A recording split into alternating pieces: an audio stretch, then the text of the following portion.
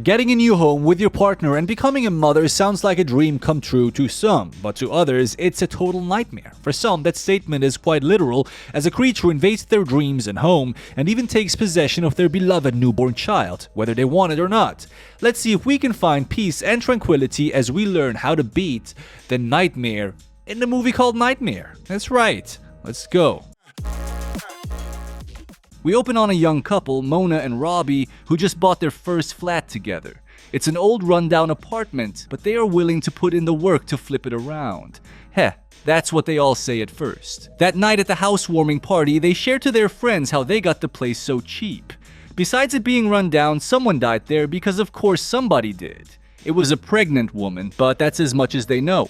Speaking of pregnancy, Robbie keeps hinting at the idea of having and raising kids there. But Mona seems much less interested in that thought. Now they get to meet their new neighbors. Unfortunately, not in the cordial way though, as the next door neighbor, David, comes to complain about the loud noise. Robbie apologizes and immediately makes amends by offering the man a beer, to which he graciously accepts as he joins in on the party. He stays a bit too long, however, as his wife, Siren, soon comes to collect him. She acts fairly rude and is only interested in getting her husband to return to their home, which Mona just takes as a side effect of being a grumpy, sleepless parent. But is that truly all that is going on there? After listening to their neighbors arguing through the walls over something, our main couple gets started on fixing up their new home. Robbie doesn't stay long though, as he gets called into work, leaving Mona on her own. And all throughout the day and even during that night, she can constantly hear the baby next door crying, even though Robbie cannot. Eventually, she gets to sleep though, and you can probably guess what happens next. She has a nightmare. In it, a silhouette of a person rushes towards her before startling her awake. Not very eventful, really. After waking up though, they notice an ambulance arriving for their neighbors, specifically their child.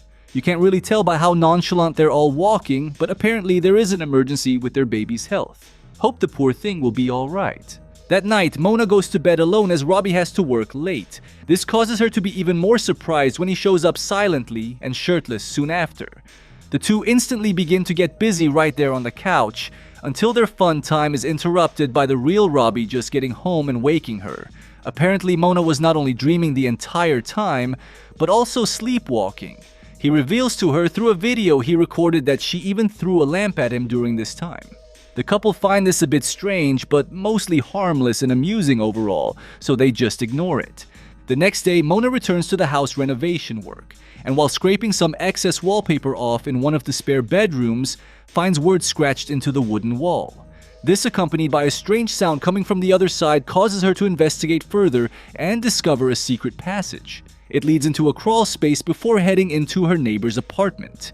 And instead of backing out at this point, she fully enters her neighbor's place to say hello. Siren responds to this by dropping her child and punching her neighbor in the stomach, all while screaming, "I am awake." This, of course, was just another dream, and there was no secret passage. But strangely enough, the words carved into the wall were very real and just so happened to say, "I am awake." Tired of all the nightmares, Mona looks up a video on sleep disorders for advice.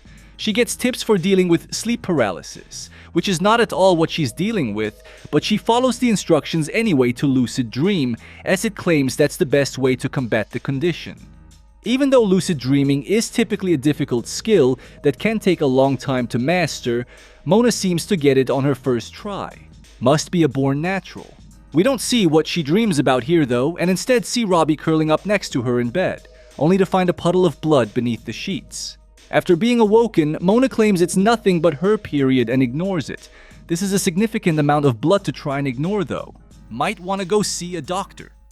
Sometime later, Siren comes over and invites Mona to a lecture simply because she doesn't want to go alone and her husband couldn't make it. Mona agrees, and what is the lecture about? Sleep disorders, of course. What a coincidence.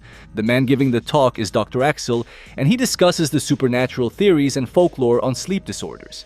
He specifically focuses on a creature known as a mare, which is some sort of goblin or demonic spirit that is believed to sit on your chest while you sleep, causing bad dreams and difficulty breathing. Despite the riveting presentation, Mona is tired enough to pass out in her seat, inducing yet another nightmare. She wakes to see Siren pleading with the man for something, but he refuses and she storms off. No clue what that was about. Mona tries to find out though, as sometime later she visits Siren with snacks so they can get to know each other better. Things go smoothly at first until Mona excuses herself for the bathroom. On her way back, she sneaks into the baby's room and finds bloodstains in the crib. To make things worse, David gets home at this time and shares the good news with his wife, unaware that Mona is in the next room listening. He excitedly claims that the baby finally passed in the hospital, with the staff assuming it was just a crib death, not suspecting any foul play. They also exclaim that they did the right thing here. Understandably freaked out by just eavesdropping on youngling murder, Mona quickly sees herself out. I don't blame her. Let's take a step back here to look at everything so far. Between the copious amount of blood loss during her time of the month and the newly acquired sleep disorders, Mona should really be checking herself into a hospital. Sure, this could just be stress from moving and renovating, but it could also be something more serious. Shouldn't wait until things get worse. It's simple advice, but crucial. Now, the other thing to focus on here is the odd coincidences going on. The previous owner of the flat was a pregnant woman who possibly carved "I am awake" into the wall before her death. The neighbors have a child and are acting strange, and eventually even lethal towards their child. Additionally, Siren has some sort of connection to a sleep disorder doctor who's obsessed with nightmare folklore. And Robbie, of course, is constantly talking about having kids, while Mona's dreams reflect intimate thoughts. So there is definitely some connection between motherhood, sleep disorders, and a sinister force that could be life-threatening.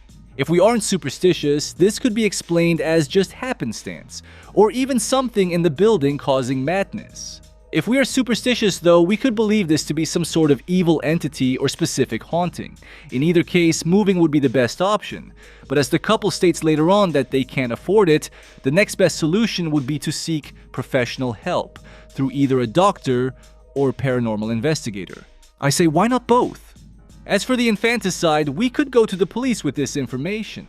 Between all the arguing and strange parental behavior and of course the practical confession of performing the act, we might be able to bring the couple to justice. Of course, the drawback is the lack of physical evidence outside of the crib, which might not be enough to put them away, and we would almost certainly be discovered to be the ones that told authorities. This could lead to the neighbors having a vendetta against us. So while a bit cowardly, I can understand Mona's insistence on just ignoring everything she has seen so far. Let's hope that doesn't come back to haunt her in any way. The next night, Mona can't seem to sleep and gets something to drink. As she returns, she finds Robbie, who wants to get busy again. He leads her to the bedroom where she sees a sleeping version of herself, and the dream Robbie starts to get touchy-feely with her. Yep, another dream. Mona shouts to wake her sleeping self, which eventually works but causes her to awake in a miserably uncomfortable, hysteric state. Robbie tries to calm her down by explaining things to her, but she just seems hurt that she's being a bother to him. Not what I would take away from that conversation, but alright, I guess. The following morning, Mona takes a pregnancy test and it's positive, so she quickly goes to the abortion clinic, where the doctor tries to talk her out of it, saying she should talk things over with her partner first, and that being 25 in a new home with a boyfriend is kind of the ideal time to be having this child. But Mona ignores all of this and simply demands fetus delete us pills. Thinks she should have been telling Robbie the truth about her feelings a long time ago, and not be attempting to get pregnant if she truly didn't want a child. And of course, Robbie soon discovers the pregnancy test, to which Mona lies about right to his face, claiming it was just a false alarm and there is no baby. Cold. That evening, while having a get-together at their place, Mona sees her neighbor Siren game over herself by jumping from the balcony. She did nothing to stop the woman, and only watched in disbelief while David screamed for his wife's life. Well, that's unfortunate. At her wits' end with stress, Mona takes Robbie's advice and goes to seek professional help, finally.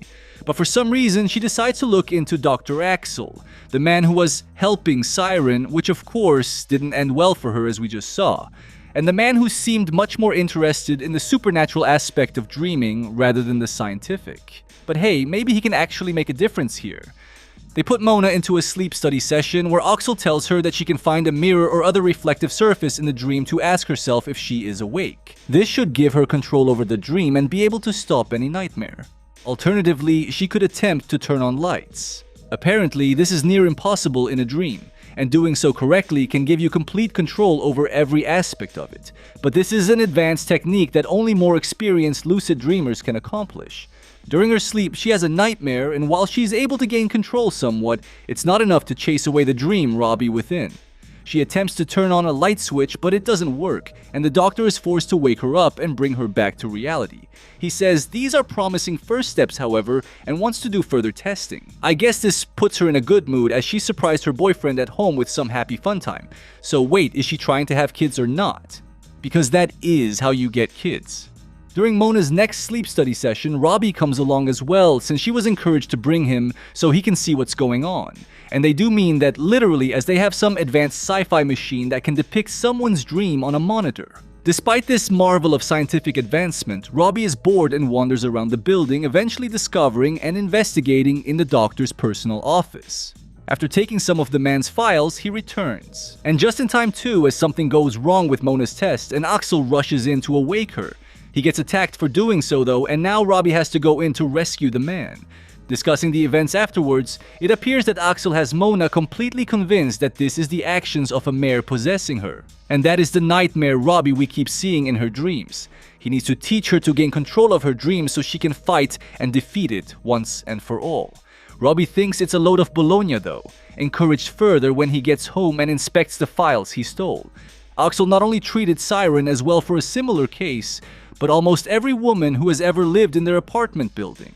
Apparently, they all had nightmares and violent dreams, and Axel was treating them all with lucid dream control. Siren specifically got better once she gave birth, but was convinced that the mare now lived inside her newborn, explaining why the neighbors did what they did to their child.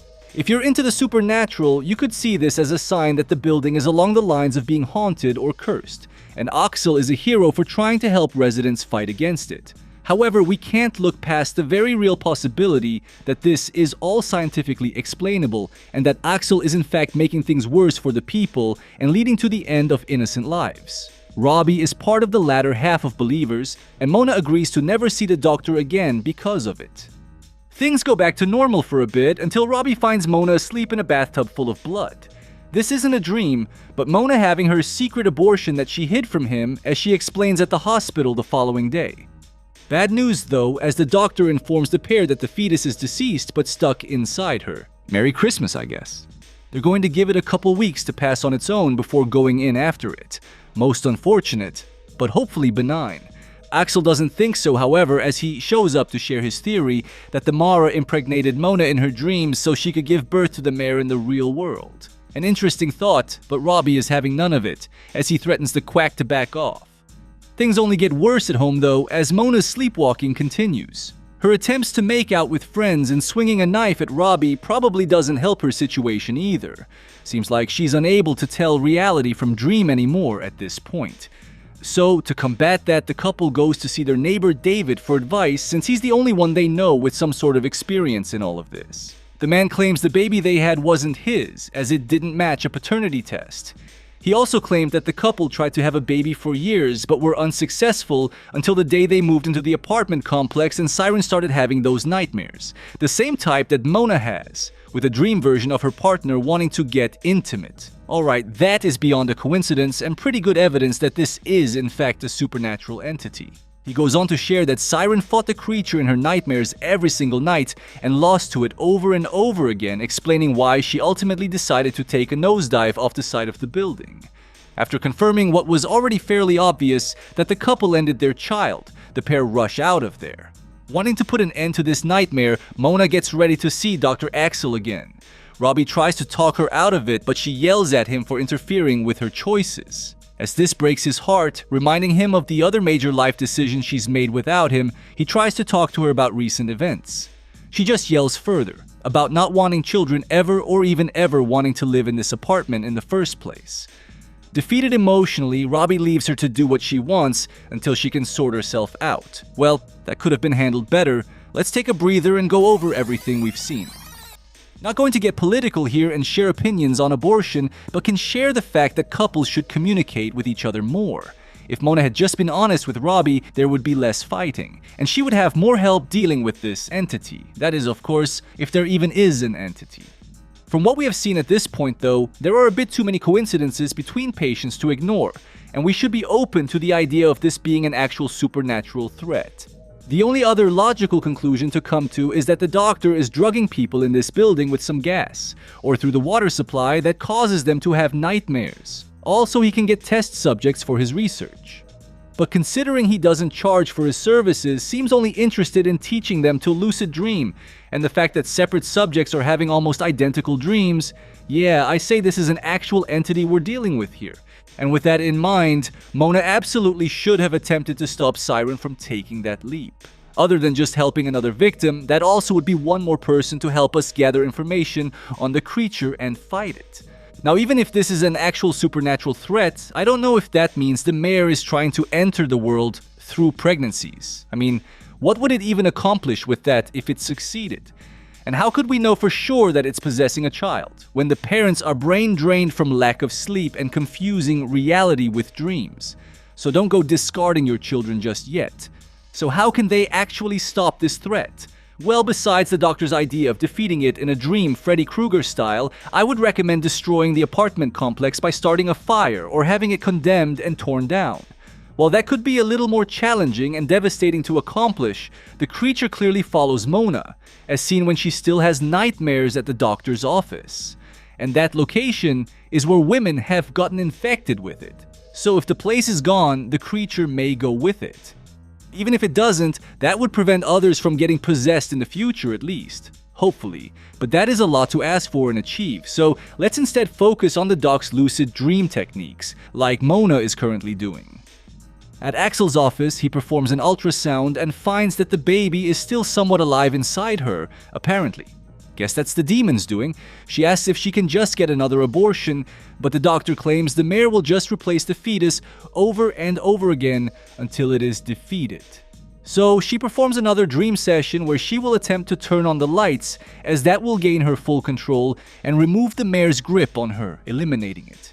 They establish a signal she will give if she needs to be awoken, which is her moving her eyes left and right in sequence, and she starts her lucid dreaming. Robbie, upon returning home and finding the place empty, decides to go to the clinic after all to help support his partner. While attempting to leave, however, he runs into David, who is acting strange and swinging a hammer around. Instead of immediately tackling the man or calling the cops, he follows him into his home and just stands and watches in disbelief as David plays whack-a-mole with his own skull. Guess Robbie and Mona have inaction during a crisis in common. Could have saved this man's life, but oh well. Meanwhile, back at the office, things aren't going well for Mona as she gives the signal to be woken up. But despite Axel's attempts, he can't seem to wake her, so he instead goes in after her.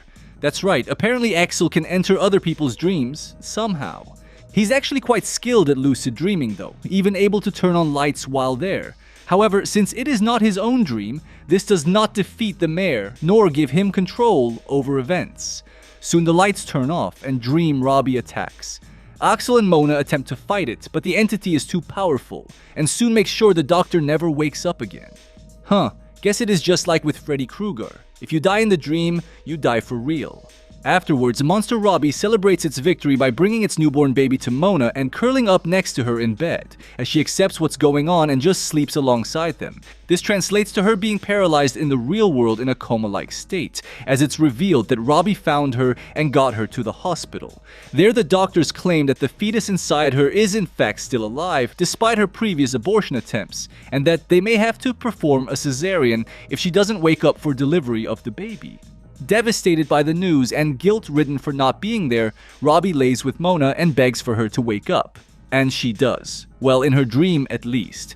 She sneaks away from the nightmare lover and, with the power of love I suppose, manages to actually turn on the lights, frying the creature in an instant. She wakes up at home now, with the demon baby also charcoaled and Robbie bleeding out in the bathtub. Did this experience destroy her child in the real world and lead to her boyfriend ending it all? Maybe, except maybe that last part didn't happen at all. Hard to tell in these types of dream movies as we now see Mona and her newborn child leaving the hospital. Next thing we know, Mona is waking up next to Robbie as she hears her child crying in the other room. The couple smile at each other as she claims she will take care of it this time. She takes her healthy-looking newborn child in her arms and brings him to the balcony where she holds him over the rails, Lion King style. Robbie panics and tries to tell her she's awake and not in a dream, but she lets go anyway, claiming it was the mare. Yikes. So was that really the mare, or did she just become the monster she was trying to avoid? Well, let's look back real quick and see. With the entity being powerful enough to end the doctor, meaning he gave his life trying to help others, it appears to be a very serious and real threat, at least to those who bear witness to it. But with its power, I can understand why Mona would be skeptical of it still being able to pass on through her child. However, we saw it defeated, and she even saw her dream baby defeated. I would take this as a sign that the real-life child has been purified and is free from the sinister source. A good way to find out is to just wait and see. It seems the mare has to take time to get a hold of its victims and slowly drives them to madness. If we ourselves are not suffering from nightmares and no one around is as well, I would say the baby is safe to stick around. Otherwise, maybe make the call Mona does. Point is, don't just jump to that conclusion, especially first thing in the morning while you're still in a dreamlike tired state. But whether little Robbie Jr. needed to be dropped or not, I guess regardless, the mare is defeated in the end. So crisis averted and happy ending, right? Hope you at home watching this can see through your nightmares, take control of what torments you, and end up sleeping a bit easier tonight. Let me know what you think. Thanks for watching, guys. Binge another one and peace out.